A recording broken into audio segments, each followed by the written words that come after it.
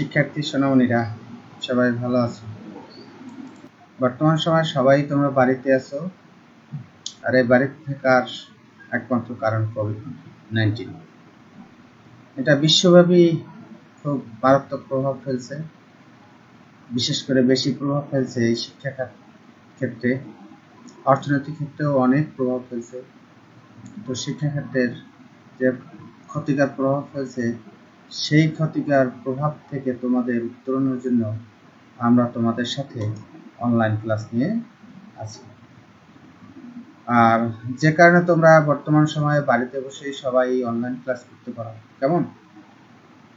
এই অনলাইন ক্লাসের জন্যই আমরা তোমাদের সাথে আছি, আর এই অনলাইন ক্লাসে আজকে তোমাদের সবাইকে স্বাগতম। কেমন?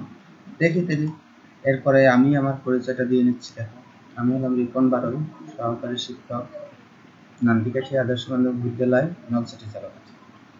আজকের আমি নবম দশম শ্রেণীর রসায়ন পড়াবো, যেটা রসায়নের তৃতীয় অধ্যায়, অর্থাৎ পদার্থের গঠন নিয়ে আমি তোমাদের একটা ক্লাস নেব। সবাই ক্লাসটা ভালোভাবে খেয়াল করো, ঠিক আছে? এবং অন্য বন্ধুদেরকে খেয়াল করা উৎসাহিত করো। তাহলে দেখি শিক্ষার্থীরা, আমরা এখানে এটা কি, কতগুলো নাইট্রোজেন, এই একটা কি অক্সিজেন, এই একটা কি ম্যাগনেসিয়াম, একটা ক্যালসিয়াম, তারপরে sulphur, argon, helium, carbon, phosphorus, এগুলো কি, কতগুলো মৌল। তাহলে শিক্ষার্থীরা দেখে এগুলো কি, বিভিন্ন রকমের মৌল। তাহলে এগুলো রসায়নে কিসের সাহায্যে প্রকাশ করা হয়? ওই যে বিভিন্ন প্রতীকের সাহায্যে প্রকাশ করা হয়। কেমন? তাহলে দেখি এবার মৌল, প্রতীক ও পরমাণু কণিকা সমূহ। আমাদের আজকে যে বিষয়টা থাকবে, সেটা আজকের পাঠটা হলো মৌল, মৌলের প্রতীক ও পরমাণু, কি কি কণিকা, এই হলো আমাদের আজকের আলোচ্য বিষয়। শিক্ষার্থীরা বুঝতে পারছো? একটা মৌল, সেটা নিয়ে আলাপ আলোচনা চলবে। মৌলের প্রতীক কিভাবে লেখা হয় সেটা, আর হলো মৌলসমূহ, পরমাণুসমূহ কণিকা। কেমন? এই হলো আজকের আমাদের আলোচ্য বিষয়। এবার এই দেখো, তোমাদের আমি এখানে একটা টপিকস দেখাচ্ছি, যে প্রথম বর্ণের প্রতীক। যেমন আমরা মৌলের নাম যদি লিখি হাইড্রোজেন, এরপর যদি ইংরেজি নাম লিখি তাহলে হাইড্রোজেন, HYDROGEN। তাহলে এখন এইটার যখন প্রতীক লিখবো, তখন এই প্রথম অক্ষরটা যাবে। দেখছো, যেহেতু বলা হয়েছে প্রথম বর্ণের প্রতীক, এর জন্য হাইড্রোজেনের এইচটা দ্বারা করছে এইচটা। অনুরূপভাবে আমরা বাকিগুলো দেখাই দিই। দেখো, তোমরা একটু খেয়াল করো। এই যে নাইট্রোজেনের N, কার্বনের কার্বন বানানটা লিখলাম, এরপর এখান থেকে সিটা ধরছে, সেই সি, কার্বনের প্রতীক সি। কেমন? তাহলে আসো আমরা আজকে কি শিখবো। আজকে শিখবো মৌলের প্রতীক কি তা ব্যাখ্যা করতে পারবে। শিক্ষার্থীরা মৌলের প্রতীক ব্যাখ্যা করতে পারবে এবং লিখতেও পারবে। মৌলের ইংরেজি নাম থেকে তার প্রতীক লিখতে পারবে, এই যে তার আমি বলে দিয়েছিলাম। এরপর শিক্ষার্থীরা আর কি মৌলিক ও স্থায়ী কণিকাগুলোর বৈশিষ্ট্য বর্ণনা করতে পারবে। মৌলিক ও স্থায়ী কণিকার সমূহ বৈশিষ্ট্য বর্ণনা করা যাবে। কেমন? তাহলে চলো শিক্ষার্থীরা, এবার আমরা ওই তোমাদের আগে আমি একটু দেখিয়েছিলাম সেখান ফলের আগে পাঠটা আনার জন্য। তাহলে আমরা আজকে প্রথম ও দ্বিতীয় বর্ণের প্রতীকগুলো দেখি। মৌলের নাম অ্যালুমিনিয়াম। এখানে কি বলা হয়েছে? প্রথম ও দ্বিতীয় বর্ণের প্রতীক, অর্থাৎ এখানে যাবে প্রথম অক্ষরটা এবং দ্বিতীয় অক্ষরটা। তাহলে অ্যালুমিনিয়ামের নাম হলো, এই ইংরেজি নাম এল। তাহলে এখানে আমি দেখো যখনই ইন্ডিকেট করলাম ওই দ্বিতীয় অক্ষরটা আছে, দেখছো? তাহলে এর প্রতীক কি হবে? তারপরে সিলিকন, SiLiCon, সিলিকন। তাহলে এখান থেকে যাবে Si, দেখো Si কে ধরছেন, এই যে Si, সিলিকনের, দেখছো? এরপরে কোবাল্ট, কোবাল্টের হলো COBALT, কোবাল্ট। তাহলে এখানে CO ধরছে, তাহলে CO চলে যাবে কোবাল্ট, দেখছো? তাহলে এটা হলো প্রতীক। এবার প্রথম ও তৃতীয় বর্ণের প্রতীক শিক্ষার্থীরা একটু দেখি। মৌলের নাম, এবারে প্রথম ও তৃতীয়, অর্থাৎ প্রথম দুটো বর্ণ নেই, তাহলে আমাদের ক্লোরিন, দেখো CHLORINE। এখন CH নিলে সেটা আর একটা অন্য একটা যোগ হয়ে যেতে পারে, এর জন্য এইচটা বাদ দিয়ে তৃতীয় বর্ণকে নেওয়া হয়েছে, CRL, দেখছো ক্লোরিন। অনুরূপ ক্রোমিয়াম, CHROMIUM, IUM ক্রোমিয়াম, এই দুটোর মধ্যে যাবে সি আর আর, এটা ক্রোমিয়াম। অনুরূপভাবে ম্যাঙ্গানিজ এম আর এন, এটা ম্যাঙ্গানিজ ম্যাঙ্গানিজ কেমন। এবার একটু একক কাজ করি। সালফারের প্রতীক কি? হ্যাঁ, রাইকে কি বলছে? রাইকে বলছে সালফারের প্রতীক এস। স্যার এই এসটা হবে বড় হাতের। হ্যাঁ গুড, ওকে একটু ধন্যবাদ। গুড, সালফারের প্রতীক হলো এস। এরপরে দেখি ক্যালসিয়ামের প্রতীক কি? হ্যাঁ, রহিমা বলতে চাইছে ক্যালসিয়ামের প্রতীক হলো সিএ। সি বড় হাতের হবে আর এ ছোট হাতের হবে। হ্যাঁ, ওরা খেয়াল করছে তাই। হ্যাঁ গুড। তারপরে জিঙ্কের প্রতীক কি? সৃজনী বলছে কি? জিঙ্ক জেটেন, জেটেন। Good good. এবার দেখো তোমাদের আমি এখানে একটা কি লিখলাম মাঝখানে? পরমাণু। কেমন শিখেছি? এটা কি? পরমাণু। তাহলে এইটা পরমাণুটা কিন্তু কেন্দ্রে লিখছি দেখো। এরপর তোমাদের পরমাণুতে কয়টি স্থায়ী কণিকা রয়েছে দেখি?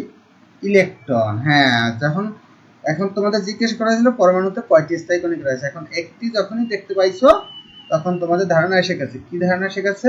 আর বাকি দুটো কি? Electron, neutron, proton. হ্যাঁ, ইলেকট্রন, নিউট্রন, প্রোটন। তাহলে লিখলাম ইলেকট্রন না? আচ্ছা, প্রোটনও লিখছে, নিউট্রনও লিখছে। আচ্ছা, যখন প্রোটন ও নিউট্রন লিখছে তখন ভিতরের পরমাণুটা ঢেকে রইল কেন বলতো? তাহলে এর মানে হলো এই একটা পরমাণুতে এই তিনটা কণিকা থাকে। এই দুইটা কণিকা পরমাণুর কোথায় থাকে? কেন্দ্রে। আর এটা কিন্তু দেওয়া হয়েছে চারদিকে, দেখছো? পরিধিতে। পরিধিতে দেওয়ার কারণ হলো এই দুটো কেন্দ্রে থাকবে, আর এই কেন্দ্র এটাকে বলা হয় নিউক্লিয়াস। সাধারণত তোমাদের দেখাচ্ছি, বসো, তারপর একটু বলে দেই, তাহলে তোমার ধরতে সুবিধা হবে। তাহলে প্রোটন আর নিউট্রন নিয়ে কেন্দ্র মানে নিউক্লিয়াস গঠিত। আর এই প্রোটনের সমান সংখ্যক ইলেকট্রন এই চারদিকে থাকবে, এটা ঘুরতে থাকবে, বুঝছো? এর জন্য এর কেন্দ্রে টানে ও ছিটকে যেতে চায়, কিন্তু ওর টানার ক্ষমতা আর ওর ইলেকট্রন মানে যাওয়ার ক্ষমতা এই দুটো সমান থাকার কারণে একটা আরেকটা থেকে ছিটকে যায় না। অর্থাৎ পরমাণুর কেন্দ্রে যতটা প্রোটন থাকবে এই এর বিভিন্ন শক্তি স্তরে সেই কটা ইলেকট্রন থাকবে। তাহলে এবার দেখো শিক্ষার্থীরা, দেখছো এটাকে দাগ দিয়ে কি করলো? কেন্দ্র, পরমাণু কেন্দ্র দেখা যাবে। এবারে আমরা একটু দেখি এখানে আছে কি? এই যে তিনটা কণিকা, সেই কণিকার নাম লেখছে প্রোটন, নিউট্রন, ইলেকট্রন। এখানে প্রতীক আপেক্ষিক ভর, আপেক্ষিক আদান, প্রকৃত ভর, প্রকৃত আদান। আমি তোমাদের আগে একটু বলে দিই। প্রোটনের ধনাত্মক চার্জ বিশিষ্ট, সেটা বলেছিলাম। নিউট্রন চার্জ নেই, ইলেকট্রন ঋণাত্মক চার্জ বিশিষ্ট। তাহলে প্রোটন আর ইলেকট্রন একই হবে প্রায়, কিন্তু এটা হবে ধনাত্মক, এটা হবে ঋণাত্মক। তাহলে দেখি প্রতীক। প্রোটনের প্রতীক পি, আপেক্ষিক ভর 1, আপেক্ষিক আদান +1। প্রোটনের আপেক্ষিক আদান কত? +1। প্রকৃত ভর কত দেখি? এই যে 1.6 × 10⁻24 গ্রাম। আর প্রকৃত আদান কত? 1.60 × 10⁻19 কুলম্ব। একক, কুলম্ব হলো একক, এটা গ্রাম হলো একক। তাহলে এবার দেখি নিউটন n। আপেক্ষিক ভর কত? 1। আপেক্ষিক আদান, যেহেতু এটা কোনো চার্জ নেই, আদান হবে 0। তারপর প্রকৃত ভর কত? এই 1.675 × 10⁻24 গ্রাম। আর প্রকৃত আধান তাইলে নেই, 0, প্রকৃত আধান 0। এরপর ইলেকট্রন ই। আপেক্ষিক ভর কত? এই আপেক্ষিক ভর হইল 1/1840।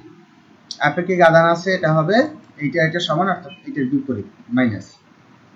প্রকৃত ভর ওইটা আর এটা একই হবে, এই 9.11 × 10⁻28 গ্রাম। এই প্রকৃত আধানটা হবে এইটা আর এটা একই, এইটা প্লাস এইটা মাইনাস।